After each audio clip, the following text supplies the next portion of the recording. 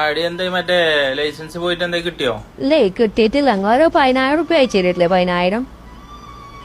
16 ലൈസൻസിന്റെ പൈസ കൊടുത്തല്ലേ? ഇനി എന്തിനാ 16 ആ പൈസ കൊടുത്താണ് ഇന്ന് ഞാൻ ലൈസൻസ് എടുക്കാൻ പോയി.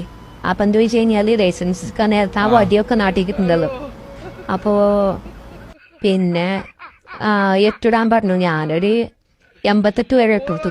എന്നിട്ട് ഒരു ലൈസൻസ് തന്നില്ല. എന്താ വെച്ച് കഴിഞ്ഞാല് ഞാൻ പിന്നെ ചോദിച്ചു, ആദ്യം ഞാനോട് എന്തെങ്കിലും ലൈസൻസ് തരാത്ത ചോദിച്ചു. അപ്പോൾ പറഞ്ഞു ഒരു കൊല്ലം കൂടി ഇജവിടെ നിർത്തിക്കുകയാണെങ്കിൽ എനിക്ക് ലൈസൻസ് തരായിരുന്നു. പിന്നെ നമ്മളെ എറണാകുളത്തുള്ള അവൻ ഒടിച്ചോട് കൂടി ഞാൻ എന്തുണ്ട് ഈ കാറിന് എന്തെല്ലാം പരിപാടിയാണ്. ഇൻഡിക്കേറ്റർ ഇടണം, ഗീറ് മാറ്റണം, ക്ലച്ച് ചവിട്ടണം. അപ്പൊ ഞാൻ മറ്റേ ഓടിച്ചപ്പോ ഇതൊന്നും ചെയ്യാൻ ഞാൻ മറന്നാണ് പോയി. അത് നിർത്തിയാണ് പോയി. നിർത്തിയാണ് പോയോട് കൂടി ആ പച്ചക്കറി കടയിൽ കാറൻ കയറിയിരുന്നു. അതിനും കൂടിയും കൂട്ടിയിട്ടാണ് ഞാൻ ഈ 10,000 പറഞ്ഞത്.